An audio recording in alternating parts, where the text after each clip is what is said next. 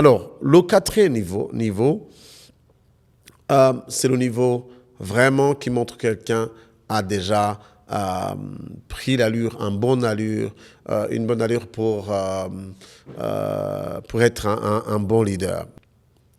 C'est quand tu te dis, OK, voilà, je sais ce que je fais et je le fais très bien, mais comment est-ce que je peux préparer les autres à le faire mieux que moi? C'est ça, en fait, qui doit être comme un slogan quand tu commences déjà à aller à ce niveau de leadership, de développement des personnes.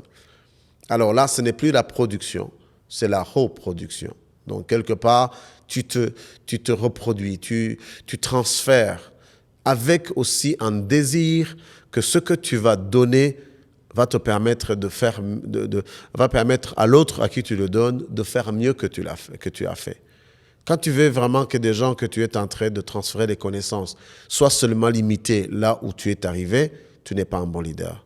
Un bon leader est quelqu'un qui se reproduit, mais en même temps avec le souhait que la personne en qui il se reproduise va aller beaucoup plus loin et va pouvoir réaliser ce qu'il n'a même pas réalisé. Donc, c'est très important.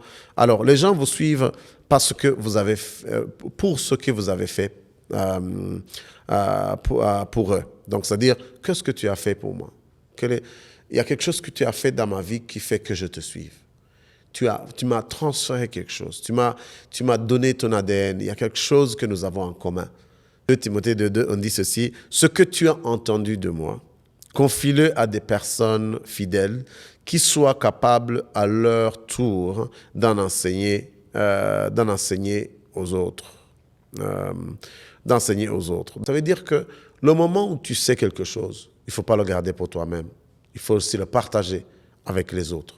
Mais avec le souci que ceux à qui tu le partages, ils pourront même faire mieux que tu as pu faire. Essayons de nous donner l'opportunité que ce que tu as pu connaître, peut-être en traversant des moments difficiles, en apprenant par des erreurs, que l'autre ne soit pas obligé de passer par les mêmes erreurs ou dans des conditions difficiles pour pouvoir l'apprendre. Comment tu peux lui transférer cela sans lui l'exiger de devoir passer par là où tu es passé, surtout quand ça a demandé beaucoup plus de sacrifices.